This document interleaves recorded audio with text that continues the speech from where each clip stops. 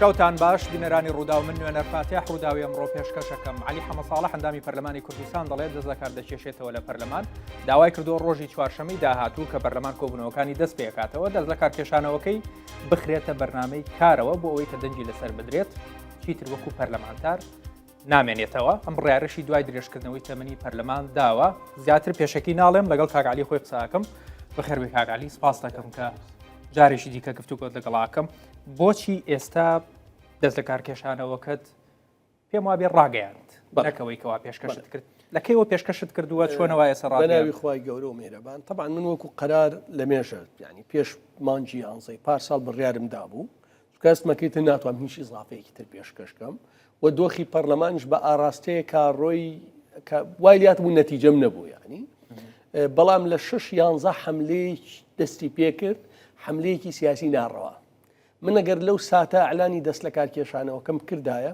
ئەچوومە جەبهەیەکی ناڕەواوە بەرامبەر بە برادەرەکانی خۆم برادەرەکانت 12 کەسەکە بەڵێ بەتایبەتی ئەو سێ ڕەفیقەی ترم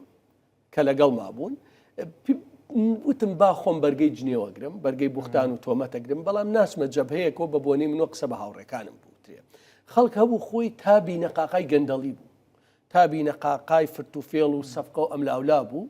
یعنی ئەهات قسەی بە پەرلەمانتارێکەوت دەنگی نەداوە بە درێژکردنەوە مووقیفی بووە باشە ینی من ئەخلاقیەن بۆ من نەئەکرا بستمە ئەو جەبهەوە بەرامبەر یعنی بڕیارمدا بێدەنگی لێ بکەم و دەست لە کارکێشانەوەکەم نردبووە سەرۆکی پەرلەمانیش چەند دووسێ جار هەوڵیدا کە قەناعەتم پێ بکە بەبێ دەنگی ناردت بەڵێ و لە 8/12 من هەر دەست لە کارکێشانەکەم واریدەش کرابوو لە پەرلەمان 4 جار بە سەرۆکی پەرلەمانم وتووە بە جێگرەکەشی وتووە کە لەگەڵ برادرانی یەکگرتووە بخرێتە بەرنامەی کارەوە سواسانەکەم هەرەوە بوو ینی من لە یەکی یانسە شەوت بووم موچە وەرناگرمەوە بەپەتار چە من پێم وایە غەڵەتە ئیشی پەرلەمانتار تەنیا لە موچاک وەکرێتەوە و دواتر باسیەکەین یعنی جەبهەیەکی ناڕەوا بوو یعنی خەڵک هەبوو تابی نەقاقای لە گەندەڵیایە هاتوو یەخەی پەرلەمانتارێک یەگر کە من شاهدیان بۆ دەم لە کاتی داوامەکەشە کەمترین موچەیان ڕەنگە بۆ خۆ بەڵام ئەو کاتە ئەگەر لەبەر ڕەفیقەکانت بوو بێ بەڵام لە کۆتایی هەر کردت ئێستا حملەکە نەما فەرقی چییە بابا ئێستا حملەکە نەما حملە نەما ئەگەرەوەیە برادەرەکانی ئیحراج نەکەی برادەر ئیحراج نییە حملەی دش حملەیەکی دش بوو یعنی مەسەلەن یعنی مثلا من خۆم بە ئێسەشەوە خۆم لە شیرین خێزانی کاواگەرمیانی بە باشتر نازانم چونکە من نەزانم کەمترین موچەی بۆ خۆی بووە کاتی پێشووی هەفتەیە من محاولم لەگەڵا کردووە خانە نشینی ڕەت نەکاتەوە هی مناڵەکەیەتی قبوڵی نەبووە ئێستا ئەخلاقیەن من چۆن بێ موزەهدەی بەسەرا بکەم یعنی ئەمە بەشێک بووە لە باوەڕی خۆمان ئەوی توانیمانە لەم 9 ساڵە باش خراپ کردومانە لەسەر دەیان دۆسەی گەورە لە نەوت لە ئەرز لە مەرز لە گرێبەست لە دارایی لە داهات قسەی جدیمان کرد کەس بوون ڕەفیقەکانت بڕیارتان وا بووکەوە مقاتعە بێ دەست لە کارکێشانەوە بێ هەڵوێستێکەکەتان پێکەوە ڕابگەێنن من بۆ من بەخوا هەرو کاتش بەخۆیانم وتم دڵنیا بن من نایەمەوە بۆ پەرلەمان و ئەشیان زانی کەم استیقالە تۆ ئەوانە جێهێشت مافی خۆیان نییە لە کاتێکمە ڕێکوتان هەبوو نە جێشتن نیە من هەرو کاتش پێمتون و چەند مانگ پێش زان استیقالم داوە ئەمە جیاوازیە لە ڕوئیا من پێم وایە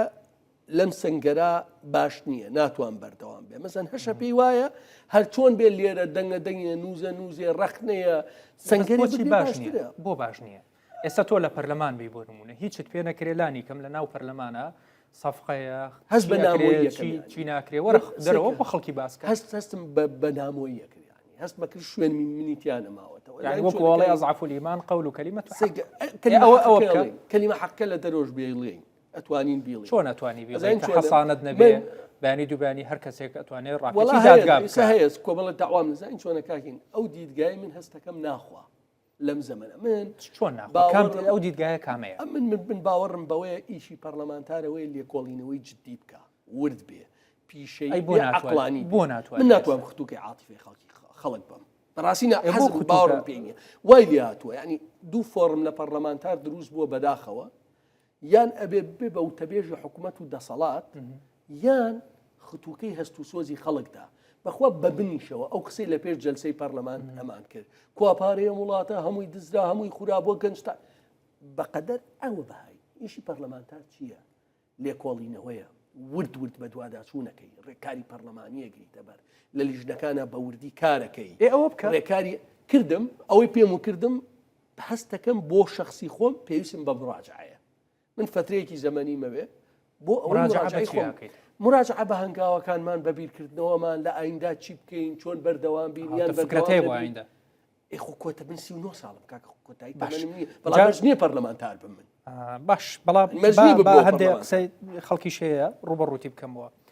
هەندێک پێیان وایە دەزەکار کێشانەوە کە جۆرێکە لە هەنگاوێکی سیاسی لعبەیەکی سیاسی مراوەغەیەکی سیاسی هەر ناوێت چێنێت خۆت بیستوتە بێگومان لە داهاتوودا تەوزیفەکەیتەوە وەکو خۆی پێت بڵێم کاگالی وەکو خۆی با بڵێن خەڵک پێی وایە مزایەداکەیت ئەمە تەوزیفەکەیتەوە لە داهاتوو بۆ ئەوەی لیستی پێ دروستکەی بڵێ من هەڵوێستم هەبوو بڕوان بە شەرعەتی پەرلەمان نەبوو خۆت ئامادەکەیتەوە بۆ بژاردننی داهاتوو من پەرلەمان لە ساڵی 2017 بۆ هەژدە درێژ کراوە منی تیا بوو ڕاستە دەنگ بە درێژکردنەوە نەدا بەڵام مامەوە جاوە پەرلەمانتاری شەبوو لەگەڵ ئێمە مابەوە ئەوی تارکێ بمێنێتەوە خاینە منەوە ناکەم منم توانی حملەیەکی گەورە بکەم خۆم بکەم بە پاڵەوان ئێستەنە یەکی یانزە بموتایە ئەوە منم وازیێنم خانە نشین نابم نمکرد لەبەرەوەی باوەڕم بەو خفتوکەدانی عاتفی خەڵک نییە هەشت جار تەمەنی پەرلەمانی کوردستان درێژ کراوەتەوە هیچ خولێکی پەرلەمان نییە تەمەنی پەرلەمان درێژ نەکراوەتەوە هەمووشی ناڕەوایە هەمووشی نایاساییە کەسیشی استیقالەی نەدا یعنی واقعی بێت من نامەوێت کەس لەبەر جوڵانی هەست و سۆز متمانەی بە من بێت من نامەوێت مخاتەبەی عەقڵی خەڵکم دید و تێڕوانی نیە ئەمە بۆم فۆرمەی حکومڕانی سەبارەت بەوەی کە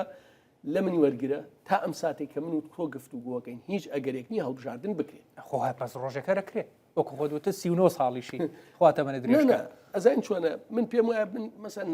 ئەو پەڕیە بمەوە ئەندام پەرلەمان وانە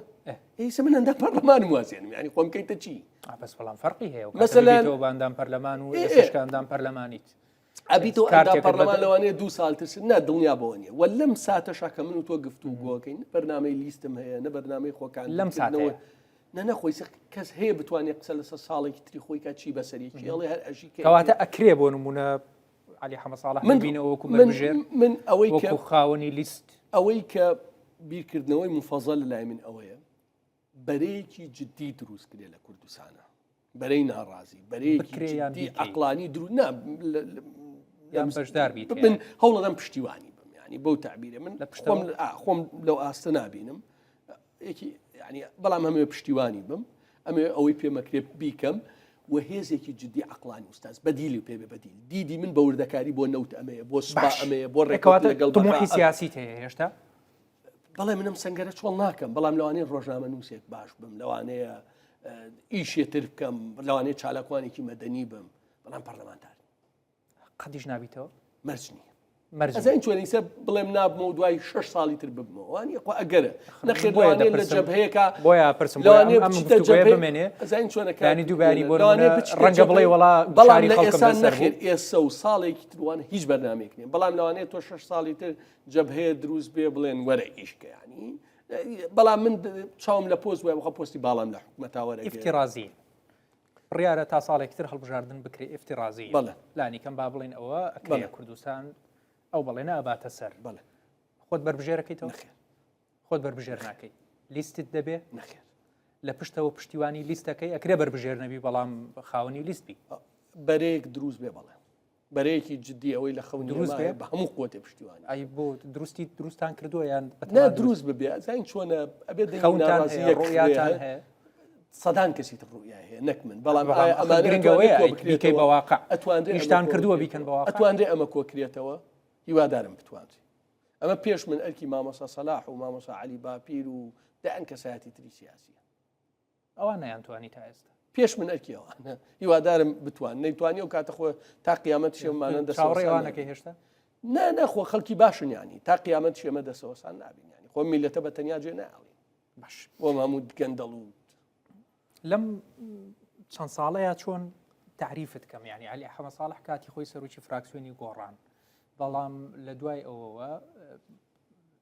هەر بوو بە علی حەمە ساڵح هەندامی پەرلەمانی کوردستان با بەڕاشکاوی پێم بڵێت تۆ گۆڕان چیتان بەسەر هات گۆڕان ماوی نەماوی خەڵک با بزانێت چونکە تۆ 1992 دەنگتێنە لە هەڵبژاردننی ڕابردوو لە چوارچێوەی گۆڕانە بوو. من چەند جارە کە دیتە بەرنامەکەم هەر دەڵێم علی حەمە ساڵح ئەندامی پەرلەمانی کوردستان، بەڵام تۆ سەرۆکی فراکسیۆن بووی سەر. من کەسێکی سپڵەنیم، کەسێکی بەوەفام و تا هەتا مردنیەکێک لەو کەسانی من قەرزاریم کاک نەوشیروانە، ینی ئەبێ بڵێن پیاکی گەورە. من ئەمێ ڕاستیەکەی لێرا ڕوونی کەم و بۆ مێشوو بمێنێتەوە کاکنەوە، چونکە یەکێ لەو حەملانەی لەسەر منەکرا ئەوەیە. من ئەندامی جوات نەبووم، گۆڕان بڕیاری مفاوەزاتی دابوو لە کۆبوونەوەی یەکەم و دووەما من بەشدار نەبووم، دانووسان لەگەڵ پارتیا لە سێم و چوارەم و پێنجەم و شەشەما بەشدار بووم. دوایەوەی هەندێ برادەر وتیان ناکرێت سەرۆک فراکسیۆنەکەی تیانە بێ ئەوان، واتە پێش من قەرار درابوو بچنە حکوومەتەوە. بەڵام لەو چوار کۆبوونەوە بەشدار بووم، خوا شاهیدە چی ئەڵێم لەسەر تەلەڤیزیۆن لەسەر ئەرز نەوت مەرز بە خودی سەرۆکی حکوومەت شو. لە کۆبوونەوەی حوتەمی شاکە ئیتیفاق کراوە من نەبوو. لەوێ کە هاتینەوە بۆ جوات، دوایەوەی بوومە سەرۆکی فراکسیۆن و هاتنەوە بۆ جوات، منیش لە کۆبوونەوە کابوو. وتمان ئەم ڕێکەوتنی کراوە بۆ پێکێنانی حکوومەت، ڕێکەوتنیکی باشە لەسەر کاغەز، شتێکی باشە، ینی سەش بخوێنیتەوە باشە. وتمان ئەگەر جێبەجێ نەکرا وتیان شەشمە، وتمان ئەگەر هەر نەیان کرد وتیان ساڵێ. من هەموو سێ مانگجاری راپۆرتێکم داواتە گۆڕان و جوات کە ئەم بەشداریە بەرەو هەڵەیە چێ حکوومەت خراپە ئاو. لە مانگی 11 بەشداریکردنا بوو، من داوام کرد بکشینەوە لە حکوومەت، ڕێکەوتنەکە جێبەجێ نەکرا. ینی بە شێوەیە لە شێوەکان وەی جێلم تێگەشتن. دواتر ئیمزای پرسانی سەرۆکی حکوومەت هات، دەیان جار داوایان لێکردم نابێ ئیمزای پرسانتر بکەیت. تەنان گەشتەوەی لە کۆبوونەوەی ڕسمیە پێیانتم ئەگەر ئیمزای پرسانی سەرۆکی حکوومەتەکەی کە دیارە پارتی و سەرۆکی حکوومەت زەختی کردوایەتی بڕۆ ئیستیقالەکە. چێ پێیوتی؟ لە کۆبوونەوەی فەرمیە بڕای بەدەستانی گۆڕان. وتم کاکە ئەوە ئیستیقالم لە سەرۆکی فراکسیۆن، خوا حافیز، چوم ئیمزای پرسان نەکەم کرد. و من زۆر بەڕوونی شوتومە. یەکێ لەو هەڵانەی ژیانم ئەوە بووە، ئەی نییە ئینسان دال باڵهای خاڵی خۆیان بنێ. من پێم وا بوو لەو 11 مانگیەکەمە شەو ڕۆژ مەقست بۆ سەرکار. مانگی ڕۆژی وای هەبوو تا بەرەبەیان من راپۆرت مەکرد لەسەر خاڵی سنووری نەوت ئەم نار بۆ سەرۆکی حکوومەت بۆی بکرێ، کە نەکرا هاتمە دەرەوە، ینی لێی کشامەوە و بەعەلەنیش وتم لەسەر فلان و فلان و فلان من کشاومەتەوە. بۆی بەشێ نەبم لەم تاوانە، من نەفسیان خۆم بە تاوان پارێزانم و داوای لێبوردنم لە خوا کرد و داوای لێبوردنیشم لە خەڵک کردووە و بەو ماوە درێژەی تەمەنیشم هەوڵ دەدەم قەرەبووی و هەڵە بکەم بە شتێکی دیکە هەستەکەم تاوانبارم. ینی باش بە شتێکی دیکە تۆمەتبارەکریت بەوەی کە ڕۆڵت هەبووە لە ببنەماڵەییکردنی گۆڕان، چون مەسەلەن من تەوریسی سیاسی نەخۆ ئەبێ خۆ فاکت بهێنرێتەوە. بەڵێ کوڕی کاکنەوە شوان برادری ئێمە بوون دۆست، من ئێسش باوەڕم بە حزبی بنەماڵە نییە و ئێسش باوەڕم بەوەی و گردە بێ مڵکی گشتی بێ وەک چۆن سەری ڕەش و دە باشاریشە بێ مڵکی گشتی. بەڵام بەڵێن ڕۆڵت هەبووە لەو تەوریسە سیاسی گۆڕانت کردووە بە بنەماڵە، ینی ڕۆڵت هەبووە تێدا. ئەبێ دیاری کرێ ئوستاز چیم کردووە، من ماسان بڕێ لەوێ دەنگە داوە، لەوێ راپۆرت نووسیوە، لەوێ وتاری نووسیوە، لەوێ پشتیوانیت کردووە. ئەگەر لەبەرەوەیە دۆستایەتێ ڕەنگە ئەوە من قسەی ڕق وازەحم بەرامبەر و کوڕانی کاکنەوشوان کردبێت، خەڵکی تر نەیکردبێت. بەڵام من حەز خۆیان شتێکە بۆ عالم نەبوو عالمش لەکوێ ئەوتومە من لەگەڵەوەم گۆڕان بێتە حزبی بنەماڵە دێڕێکی من بێنێت من خۆم لەوان بەکەمتر نازانم و پێم وانە لەوانش کەمترم کرد بێت تا بێم یەکێ پێنم بکەمەینی ناشتیوان. ئەی دووەمیش ئەوەیە کە تۆ دکتۆر یوسف محەممەد ئاینەن تۆمەتبارەکرێن بە درێژکردنەوەی ماوەی سەرۆکایەتی هەرێم. سێکە من ئەو کاتەر سەرۆکی فراکسیۆن نەبووم، ینی دکتۆر یوسف ئەسڵەن ناکۆکی گەورەی هەبووە لەو بابەتە. بەرنامەی بەڵە دەنگمان پێدا بۆ ماوەی سەرۆکی هەرێمە هەڵبژاردننی سەرۆکی هەرێم لە پەرلەمانەوە. قانونەکە گۆڕا سەرۆکی گۆڕان ئەو کاتە دیوا بوو سەرۆکی هەرێم لە پەرلەمانەوە هەڵبژێت دەسەڵاتەکانی واقعە بوو قەراری سیاسی گۆڕان بوو دەنگمان پێداوە. ئێستاشەوە بینی سەرۆکی هەرێم هیچ دەسەڵاتی نییە یان ممارەسەی دەسەڵات وڵای لێتر لە ساحانیەتی، ینی ممارەسەکان کۆکاتەوە لانیکەم یەک گۆڕەپان ماوەتەوە لە کوردستانە هەموو حیزبەکان ئامادە بن کۆ ببنەوە تێیدا یەک هۆڵ هەیە کە هەموو حیزبەکان بتوانن کۆ ببنەوە سەرۆکایەتی هەرێمە کەس ناچێت بۆ لای کەس. سەرۆکایەتی هەرێم ێستا توانی کێشەی هەڵبژاردن حەلکا لە کوردستانە کێشە هەڵبژاردن سەرۆکایەتی هەرێم نییە لای یەک کۆمەڵ حیزبی سیاسی بەس مشکلەی ئەوەیە یەک حیزبی سیاسی پێکەوە دانانیشێ کەس ڕازی نییە لە ماڵی کەسا پێکەوە دانی یەک ماڵێکەیە لانی کەم ڕازی بن ژێر چەترەکەی کۆ سەرۆکایەتی هەرێم. لە چی پەشیمانیت؟ من ئەوەی توانیومە کردومە ناڵێم شتی گەورەم کردووە چکە لە دینیشان لە قیامەتشان لەسەر ئەوە محاسبەیەکری کە لە تواناتا بووە لەسەر ئەو محاسبە ناکەی بۆ فلان شتە نەکردووە لەوە پەشیمانم کە ئەتوانم بڵێم پشتیوانیم حکومەتم کرد لە یاسەمانیەکە لەوە پەشیمانم چونکە تۆ متمانت پێدا بۆ چاکسازی بۆ ئەوە ینی سەیری کەیسە حاڵی عەرزە بینی حاڵی مەرزە بینی حاڵی شەریکاتی نەوتە بینی مەسەن ئەو یاسای چاکسازی کە تێپەڕێندا نەسەکەی چاک بوو و تا ئێستا هیچی چی کام وەزیر کام بریکاری وەزیر کام لیوا کام عەمید هەمووی وەکو خۆی بە ناقانونی موچە وەرەگرن و حتا ئەخیری ئەوەی کێکە لەو هەڵانین کە ئینسان قابلی هەڵەیە من پێغەمبەر نیم هەڵم کردووە بە عەلەنیەڵم ئەی بەوەی هەڵە بکەی بڵێ نەم کردووە لەوە پەشیمانم لە هیچ بەڵێنێکت ناڕاست بووی لەگە خەڵک من ئەوەی لە تواناما بووە کردومە لە موچەکەی خۆمەوە تا خانە نشینی لەو ئەوەی لە تواناما بووە کردومە بەڵام ڕەنگە زۆر شتەیە کە بەڵێنت دابێ بەدەستەوە نهاتبێ این تاوانی تۆ نییە ناتەوە هەر لە دووشتە پەشیمانی بەڵێ پەشیمانی بەڵام چۆرە تۆ واقعێکی سیاسی کۆمەڵاتی هەیە ڕوبەڕوویە بیتەوە ینی تۆ لەکوێ سیاسەتەکەی لە کوردستانە ئێمە سیاستمان کردووە سوپا لای حزبە دادگا لای حزبە کاگین من 7 دراومەتە دادگا خۆ هیچی لەسەر شتی شخصی خۆم نییە ها 1970 دۆسەی بەرپرسانم داوا بە دادگای سەش نەتیجەی نەبێ ڕۆژێ لە ڕۆژان ئینشاڵڵا هەردێن نەتیجەی هەبێ یعنی ڕێکاری پەرلەمانی تەکردە بەر میدیا دروستە کرد ڕێی عامت دروستە کرد ئێستا ڕۆینەوە ببینەوە مامۆسا و چیەکەی بەڕاست هەتا من چوارشەم استیقالەکەم پەسەند دەکرێت ئینشاڵڵا دوای ئەوە کتابێکەکەین لە پەرلەمانەوە بۆ وەزارەتی پەروەردە من وەکو میلاک ئەگەڕێمەوە بۆ سەر وەزارەتی پەروەردە ئەمە وانایەوە نییە حەزم لە معاش خاننشینی پەرلەمانتارنەوە ینی باڕوون بم پێم وایە شایستەی نەبوو بۆ شایستەینیت ئەزین چۆنم شتێک بە یاسا ڕێک خراپێ بۆ مەرج نییە هەرچی یاسا بێ ڕەوا بێ من تەمەنم 39 ساڵە ئایا ڕەوایە بە موچەیەکی گەورە و باش تا ئەخیری تەمەنم تەقاعد بم دوای ژنەکەم وەریگرێت هیچ ئیش نەکەم بەیانیان سەعات دە بە بیژامەیەکی خەتخەتەوە لە خەواڵسە و کتێبێ بخوێنە و سەیری فیلمکە و قسەی گەورە بنووسەوە ئەوانە پاشان خانە نشینی ئەمە لە ڕووی شەرعیەوە ینی مەسەن موچەی خانشین لە ئەخریا لە داهاتی ناوخۆ دێواتە لە پارەی ئاو و کارەبای خەڵک وانێدە خەڵکێکە زۆر بە ناڕەحەتی بیدا من بە ناڕەوا وەریگرم من بۆ خۆمەڵم ڕەنگە خەڵکێکە بێ پێی حەڵاڵ و ڕەوایە بەخوا بزانم حەڵاڵە بە هەنیش وەریگرم کێشە لە حرامێکە هەیە زۆر خۆشە کاکە تا ئەخیری تەمەنی ئیش نەکەیت و موچەی گەورەوەی بەڵام یەک شتێکی جدیدتریش هەیە بەڵام ئەگەر قسەکەم تاوکەم من بۆ خۆمەڵێم ڕەنگە خەڵکێک پێی وایە خۆی شایستەیەتی دوو وەکو فکر خانە نشینی چی عین لە ماڵۆ نشینە بیت لە خانووە نشینە بیت توانای کارکردنت نییە من توانای کارکردنم هەیە ئەتوانم بەیانی لە چەندین ئاژانسی نێودەوڵەتیشی ڕۆژنامەوانی کەم من 8 ساڵ پێش ێستا ڕۆژنامە باش بووم باشە ئەتوانم مامۆسایی بکەم ئەتوانم کاری تر بکەم بەس هەندێ پاشانیش وەکو فکر پەرلەمانتار واتە نوێنەرایەتی ئایا ئەکرێ خەڵکێک بە نوێنەرایەتی بنێرێتەوە بڕۆ لەوسەوە تەقاعد بیت هەندێک خەڵکیش ئەڵێن بۆیە منەتت بە پاری خانە نشینی پەرلەمان و موچەی پەرلەمانی ئەڵێن کاگعەلی ئەوەندەی هەیە کە پێویستی بە چیم هەیە وەڵای وەرە تۆمەتبارە کری بە کۆمەڵێ سەفقە لەگەڵ هەندێک کۆمپانیا چیم هەیە کاکە لە نامەوێ ناوبێنم بڵێن من حەچی ناوێنن حەچی ئەڵێ چیم هەیە جگە لەو خانووی تیاژم چی هەڵێ جاڵێن وا کردوتەکەەوە ئەکە من پارەمە بێ چاریکی جوانی پێخۆم بۆ کردم خۆ هەڵی ناگرم مشک بیت ئەڵێن دەری ناخی ئەزین چۆنە جیازی ڕاستی و تۆمەت بەڵگەیە جیازی ڕاستی و تۆمەت بەڵگەیە بۆ پێی پەرلەمانتاری هێشتا پەرلەمانتاریش شخصیەتێکی گشتیە ئەتوانم ئەم پرسیارە بکەم سەرەت و سامانی عەلی حەمەدساڵح چییە؟ من خانوویەکم هەیە لە ساڵی 2015 کڕیومە یعنی ئێستا نییە ڕەنگە ئێستا لێدرێتەوە لەگەڵ دوو هاوڕێم بەیەکەوە چوین کاک بژ و کاک قارەمان کڕیومانە بە قیست کڕیومە پێشتر خانوم هەبووە لە گەڕێکی فەرمانبەران لە هەولێر سیارەمان هەبووە لە خێزانما فرۆشتومانە ئەو خانووی ئێستەمان هەیە ئۆتۆمبیلێکی مۆدیل 2016 شم هەیە جێبە وابزانام تۆش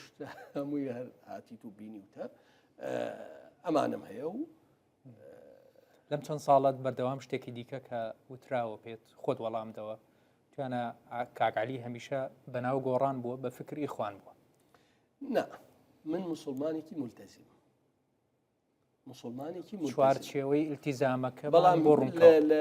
لە ژیانما بەشێک نەبووم لە هیچ حزبێکی ئیسلامی نە یەکگرتوو بووم نە کۆمەڵ بووم نە ئیخوان بووم بەڵام پێم وایە یەکگرتوو کۆمەڵ لە ڕووی پەروەردەی شۆبێ خزمەتی گەورەی وڵاتیان کردووە ڕۆڵیان هەبووە لە ڕاگررتنی خێزانە یەکێک لەوانەی کە ئەزانی کاکنەوشینوان دۆستایەتی یەکگرت و کۆمەڵێکرد چی بوو جایکیان بەوردی مناقەشەم کرد وتی علی ئەم دوو حزبەیە ئەم حزبانە ڕۆڵی گەورەیان هەیە لەوەی لە کورسانە توندڕەوی دینی توندڕەوی ئیسلامی ئەوانە دروست نەبێ دۆست من بەشێ لەمانیان ڕەفیق من ساڵانێکە من ڕەفیق من لە جامیعە و لەوە هیچی خراپم لێ نەبینیون ئەگەرنا من باوەڕم بە حزبی ئیسلامی نییە و پێم وایە ئیسلام لە حزب گەورەترە و پێشم خۆش نییە ئیسلام لە چوارچەوەی حزبێکی سیاسیە یا مەدرسەیەکی دینیە قەتیس بکەین بڕات بە حزبی ئیسلامی نیە بەس بڕات بە یەکگرتو و کۆمەڵ هەیە دوو حزبی ئیسلامی زەرری نەداوە لەمەوە بەس بڕات پێیان نییە من نابمێ ئەخ تۆ ئەڵەی بڕوان بە حزبی ئیسلامی نیە بەسەم دوانە زۆر نەنا بڕوا ئەوەی کە خۆم ببم بە حزبێکی ئیسلامی بەڵام پێم بڵێ ئیمتیحانم کەی یعنی من خۆ من لەوانەیە سەر لیستێتر دوو بم یا حزبێتر بم منافسی یەکگرتو و کۆمەڵە بم یعنی لە دەنگ یەکە خۆی بەڵام پێویستانیە من بڵێم ئەمانە بەراوردکەم بە پارتی وێکێتی نەکوڕی خەڵکیان کوشت بەو دەرەجە ینی کۆمەڵ ئەگەر لەبەر بزوتنەوە شەڕی ئین بێ یەک ڕۆڵیان هەبووە لە پەروەردەی خەڵکا کاری خێرخوازیان کردووە زەرریان نەبووە خۆ بەعسومیش نین لە هەڵا بەڵام دۆست من بەڵێ بەڵام من بەشێنیم لە هیچ حزبێکی ئیسلامی بەڵام موسڵمانێکی ملتەزمم ئەگەر خوای گەورە لێمان وەرگێت باش تۆ وتت من خۆم پێم وایە بۆ خۆم کە موچەکەی پەرلەمان حرامە تەقاعودی وتم من خۆم بە شایستەی نازانم حرامەیان وا بێ شتێک شایستە مادام مسلمانێکی ملتەزمی و گۆتەڵی حرامەیان حەڵالە من ئەهلی ئەوە نیم فتوا بۆ خۆم خەڵک بم ئەهلی فتوانی ئەوەی کە فتوادا کۆمەڵە تایبەتمەندیە بەڵام سروشتی ئینسان وایە تۆ هەر خۆت شتێک کرد لە کردەوەیەکیشە نەفسیان دوایە وێزانی ڕەوایە یا ناڕەوایە هەر لە کردەوەیەک حەڵاڵە یا حرامە من خۆم بە شایستەی نازانم خۆم حەقم بە تۆ نییە کە شتێکیش خۆم بە شایستەی نەزانم خۆم بە حەڵال نازانم بۆ خۆم تۆ لە ناو بزوتنەوەی گۆڕانەوە هاتیتە ناو کاری سیاسی گۆڕان ئێستا خۆی درک بەوا کاک تووشی شکستێ بووە و پرۆژەیەکی ئاشتبوونەوە و ئاشتەوایی ڕاگەیاندوڵی کۆنفرانسیش ناکەین هەتا ئەوە سەر نەگرێت بڕات بۆ پرۆژەیە هەیە قسەیان لەگەڵا کردووی هەندێک براتر پەیوەندیان کردو بەس دیتێڵەکەی نازانم یعنی مەسەلەن خەڵک لە گۆڕان خۆکێشی کۆمەڵایەتی وشت نییە لە مەواقفی سیاسی لە هەڵوێستی لە حکوومەتی خۆجێی لە قەراری لە ماوەقفی لەبێن ئایا ئەمانە چاکە کات من گۆڕانم خۆشە بێ پێشی وەهیلاک بووم زۆریش پێم ناخۆشە لی دوور کەوتمەوە بەڵام ناچارمان جاروێ ئینسان ناچارە بێ پەنجەیەکی ببڕێتەوە خۆچی بکەیت هیوادارم گۆڕان مراجعەیەکی جددی خۆی کاتەوە ئەگەر ئێمەشی تیانە بین حەزەکەین لە وڵاتەکەمانە حزبێکی باش هەبێ پێمان وا بێ نێرەتی بەژەوەندی گشتیەکە بڕات بەو پرۆسی ئاشتەواییە هەیە یان نا ئەوها نا لێ نەشادمە من تاسێکی عملی لێ نەبینی و ئەگەر ئاواش بە هیچ نەتیجەی نابێت ئەگەر ئابێ ئەزا ئەم چۆنە واز لە ئاشکردنەوەی علی بێنە واز لە ئاشکردنەوەی دکتۆر یوسف و هەمووی بێنە تۆ مەواقف و هەبێ خەڵک خۆی تەیت دەکا هیچ نییە علی چیە علی هەر ناوێت کەواتە گۆڕانی سە مەواقفی نییە بۆ کەس نەکاکە ئێستا بەشێکە لە حکوومەتێک کە نییە ئێستا حکوومەت نییە بۆ معلوماتە یەکێتی بۆ فۆرمە حکومڕانی منتیقی خۆیەکە پارتیەکە پەرلەمان و داروبەر دەمووی دراوە بە بەرشەق وتی یعنی تخوا بۆ لە دوو وڵاتەکە دوو حزب ڕێکەون انتخاباتەکرێن نەکەون ناکرێتەوە هێشتا قەناعەتت دوای هەڵبژاردن ناکرێت ئەزین چۆنە لە مانگی 34 نەکرێت اتفاق ناکرێت تا ئێستا هیچ ئەگەر و مبادرێکی اتفاقیش نییە کەواتە ناکرێت یعنی ئەوەی کاڵن ئێمە بۆ هەشت نۆمانگی استیقالەکەن شتیوانیە چونکە ئێمە کەمێ ئاگاداری دۆخەکەین سپاس دەکەم کاک عەلی کە میێوانم بوویت لە چوارشەممەوە ئیتر چوارشەممە بۆ بێ پەرلەمانتاران پەرلەمانە بێت دەنگی لەسەردا پەسەندی کاوە نیە بەڵێ ئێمە خراپە بەردەمێک ئەنجا ئەگەر پەسەند نەکرا وڵای ئەسڵەنەوە لە پێڕەوا خەڵاتە لە عێراق وانە استیقالە بابەتێکی شخصیە سەرۆک پەسەندەکە عنی مەسەلەن بۆ نمونە من قەرارم داواز بێنم هیچ پەرلەمانتاری تر بڵێ ناڵم واز بێنی باش بەڵام ئەبێ پەسەندیکە ناڕۆم پەسەند ئەگەر ناڕۆم هەر ناڕۆیت هەر ناڕۆم ئەنا ئەشکری عنی ئەوە شتێکی ناخلاقیەکەن ئەی چیڵی بۆ نمونە ئەگەر پارتی دەنگ نەیە بە دەستە کارکێشانەوە من ناڕۆمەوە ینی ئەیکەنیانە من ئەندام پەرلەمانی هەرچەنە بۆ ئێمەمانان باشترە بکرێت لە بەرەوەی خۆ مەشغوڵکەی بە ئیش و کەسابەت و مناڵ بەخێوکردن و ئەبیتەوە بە مامۆستا ئەچیتەوە ممارەسی مهنی مامۆستایەتیەکەی بەیان هەش بڕۆی بۆ دوو چوانێ دڵیتەوە من بەکاریۆسێکم لە کوردیا هەیە بەکاریۆسێکم لە دارایی بانکی شار ئەوە ئەکەیت ئاراوە لە حەزم باش سپاس دەکەم کاک عەلی